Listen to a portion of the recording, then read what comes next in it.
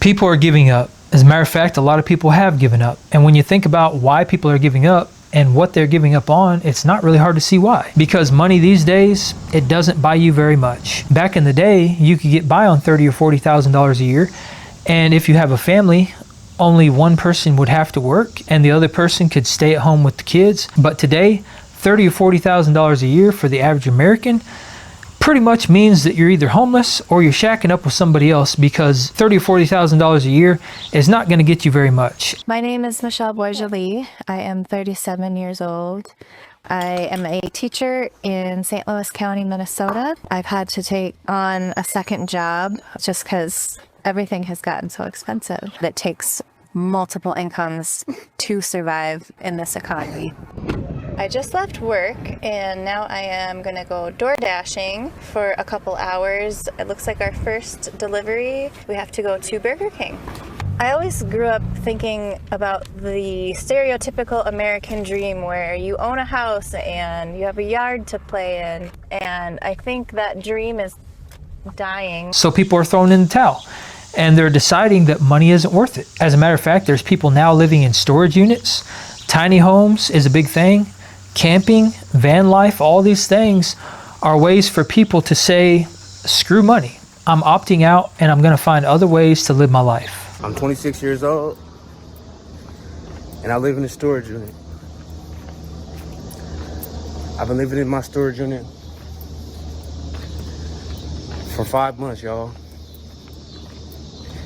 And this shit completely changed my life, bro.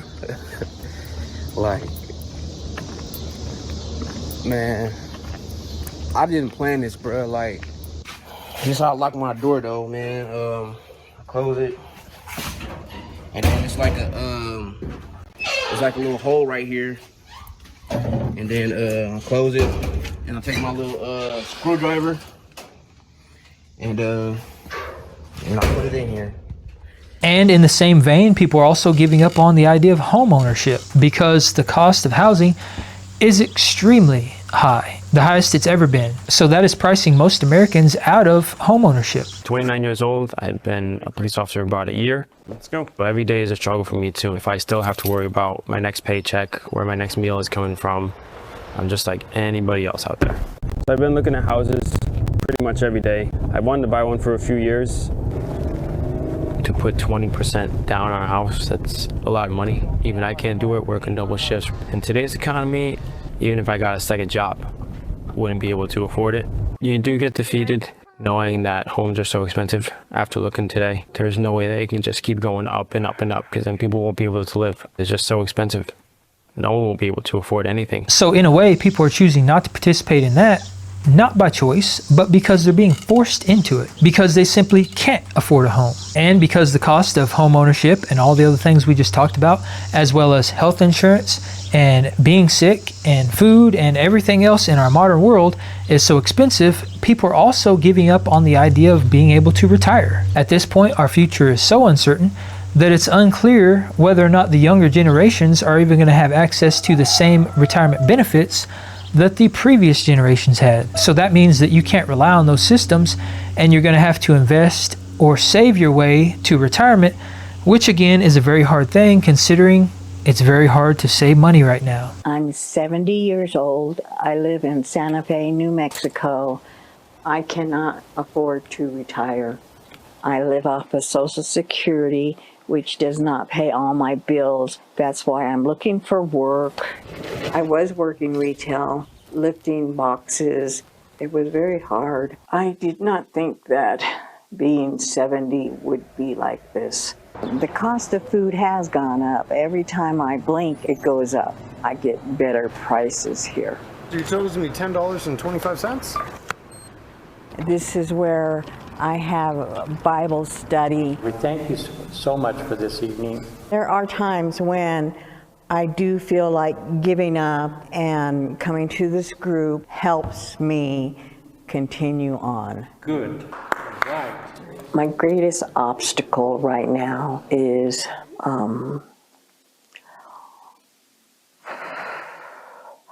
being able to support myself.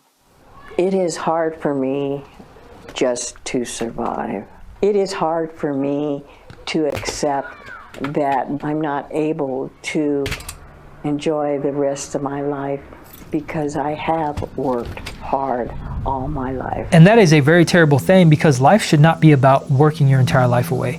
It should be about chasing your dreams, going after the things in life you want, and getting out of life what you want. There is so much more to life than being stuck in a job your entire life. But because of the way things are going, we're being forced into that position where it is basically impossible, or near impossible, to be able to retire, and especially retire early. And perhaps one of the worst things of all is that people are also giving up on each other. Men are giving up on women because women have now been taught to not respect men. They've been taught that masculinity is toxic, and that men are slobs and they're creeps and they can live without them, and that they don't need men. And that anti-men agenda has pushed men away from women. Now men are going their own way. They're fed up. They're tired of being berated and mocked and disrespected, and they're tired of not having peace. So that has forced men into a position where they're basically walking away. They're giving up on the idea of being with a woman, being in a relationship, getting married, starting a family, or any of those things. And that's a two-way street, just like I mentioned, because women are giving up on men and men are giving up on women. And that also means that both parties are giving up on the idea of starting a family. And it's not just the fact that they're giving up on each other that's making people not want to start a family these days, but it's also the way society is set up, because society is very much set up in a way that does not favor the man. In case there's a divorce or something happens with the relationship, the man stands to lose the most, and he is most likely going to lose his family, his assets, and all his money. The woman oftentimes is incentivized for the marriage to fail, because if the marriage fails, most of the time all of the assets are going to go to the woman, and the woman is also going to get custody of the kids, and the man is going to become a 15% dad. So all these things have led to more division between men and women, and are causing people to give up on the idea of starting a family. And because of the way society is going, most people don't want to bring a kid into this crazy world. And when you think about that, having a family is a dream, and that's something else that people are giving up on. They're giving up on their dreams. They're giving up on their passions, the things they want in life. And that is a horrible thing, because all of us need a reason to get out of bed every morning. And we need to have some sense of purpose. So when you take our dream away, you're essentially taking our purpose away, because now all of a sudden we no longer have anything to work towards. And then we just walk around aimlessly, and we feel hopeless and lost, and we're full of despair, and it crushes our spirit. It crushes and degrades the human experience, leaves people with no sense of direction, and leads to depression. It leads to people being sad, miserable, and just giving up on pretty much everything, which that's what people are doing. They're basically giving up on life, because when you don't have purpose, you don't have a sense of direction, and you don't have a reason to get out of bed every morning, you basically just give up on life, because what is there to live for? If you can't work a job that you love to make decent enough money to get by so that you can get out of life exactly what you want, what else is there? And I think the answer to that question is pretty obvious. Not much. And while all that sounds bleak and disheartening, I believe that there's a way out of this. I believe that we can turn things around, and we can reverse the hands of time that have led to all these people giving up on life. First and foremost, I think one of the most important things is drowning out all the noise, going monk mode, becoming the lone wolf, spending time with yourself so that you can get to know yourself, so that you can learn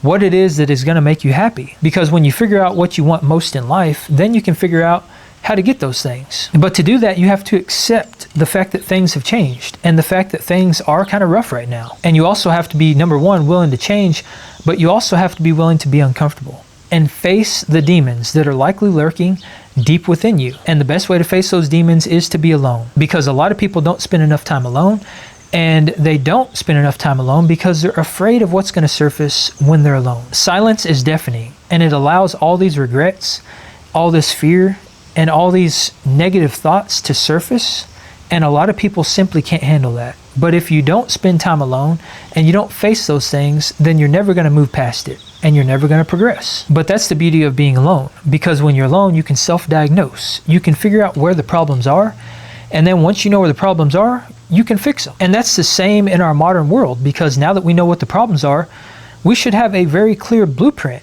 and a map to be able to fix these problems, because half the battle of fixing something is knowing what the problem is. We all know what the problem is. So what is holding us back now from fixing these things? Why are we not actively working towards a solution? I would say that it's because we have gotten way too comfortable. And we're willing to sacrifice anything to maintain those comforts, but we are not willing to sacrifice our comfort to fix things and become more comfortable. So it's a vicious, crazy, messed up cycle that we're stuck in. But when you disappear from the world and you come to all these realizations and you come to terms with all these things we're talking about, then you can start to build, because at that point you've now retrained your focus. You're not distracted by all this crazy stuff going on in the world around us. You can hone in on what's broken and you can work towards fixing that. And that's going to mean something different to all of us, because none of us face the same issues. But for most people, I would be willing to bet that some of the things they're going to realize is that if you cut your expenses and you live more frugally and you're willing to sacrifice certain creature comforts in your life, then you're going to be able to retain, save, and possibly even invest more of your money. And the more money that you can save and invest, the better off you're going to be in terms of all these things that we're talking about. That's going to allow you to generate more wealth for yourself, and more wealth obviously means that a lot of your dreams, if those dreams hinge on money, are going to be able to be realized. And it might take some time. This stuff is not going to happen overnight, but it is possible. I know this from experience because I put myself in a pretty good position financially, being able to walk away from the workforce at the age of 39, pay off all my debt, own 2 homes, basically live a pretty free life, not having to worry about money, being able to chase my dreams and do the things in life that I want to do, and reaching all those things with no special privileges. And for my almost 20-year-long career, I made a less than average salary. As a matter of fact, my salary was below the median income for most of my career. But even though it was below the median income and I didn't have any special circumstances, I was still able to achieve quite a bit for myself. And that's why I believe it's possible for the average American, because I've done it. And if I've done it, then you can too, because I'm no one special. But it does mean making some sacrifices. But these aren't sacrifices that you have to make your entire life. And it also doesn't mean that you can't live a very full and fulfilling life. You can still do all the things in life you want to do. You just have to be smart about it. Reduce your spending, reduce your subscriptions, reduce the money that's coming out of your account as much as possible. Put that money back. Put it in high yield savings accounts, or put it to work in investments where your money can actually work for you, instead of sitting stagnant in an account where it is slowly being eroded by inflation. Instead of buying into the consumer mindset and buying all this materialistic crap, don't buy any of that stuff. Only buy essentials. Don't buy the new car. Don't buy the new phone. Don't buy the designer clothes. Don't run out and get the next newest thing just because it's trending. There are so many simple and effective ways to put back just enough money to get a little bit ahead, so that you don't feel like you have to give up on all your dreams. And a lot of it just comes down to being creative, doing things that go against the grain, things that challenge the narrative. And in a lot of cases, doing the opposite of what everyone else does. And that's true for not only money, but also in terms of relationships and finding a partner. Because what most people are doing right now is that they're being very divided. They're letting all these agendas and all these narratives come between us. And I can speak on that as well, because I too have given up on the idea of starting a family. And a lot of that comes down to the stuff I'm talking about. The way society is set up, the crazy world we're living in, the fact that it's very hard to make ends meet, and the fact that both partners would end up having to work their entire lives away just to put food on the table. Because I personally don't want to have to rely on the government or some strangers to raise my children. And that's a big reason why I put myself in this position. Retiring at an early age is so that I could be there for my family, so I didn't have to rely on somebody else to raise my kids, so that I could be there to teach them and guide them and watch them grow up. But I've seen the writing on the wall. I've seen the way things are headed, and I've realized that there's no way I would have been able to walk away from the workforce and retire at the age of 39 if I had a family. So for those reasons and many, many others, I've given up on the idea of starting a family. And we're all going to make sacrifices. There are certain things in life that we probably want that maybe we'll never get. But if there's something in life that we are dead set and determined on having, and we want it more than anything else in this world, we should be willing to do whatever it takes to achieve those things. But the great thing about that is that in a lot of cases, it doesn't really take doing that much. In many cases, it just means doing things a little differently. And ultimately, the key takeaway from all this is just not letting these things crush our spirit. It can be very, very easy to just give up, to throw our hands up and say, you know what, we're dealt a bad hand, things are going downhill, I'm just going to give up on my dreams, I'm going to give up on life, and I'm just going to skate through life and wait until my time has come and exit this life. But that is not the way to live. That is not how we should live our lives. We all have to live for something, and that something is going to be different for every single one of us. But we cannot allow this life to take away the very thing that we're living for. If there's something in life you want, but you find yourself throwing your hands up, take the time to yourself to figure out why. And once you figure out why, do everything you can to fix it.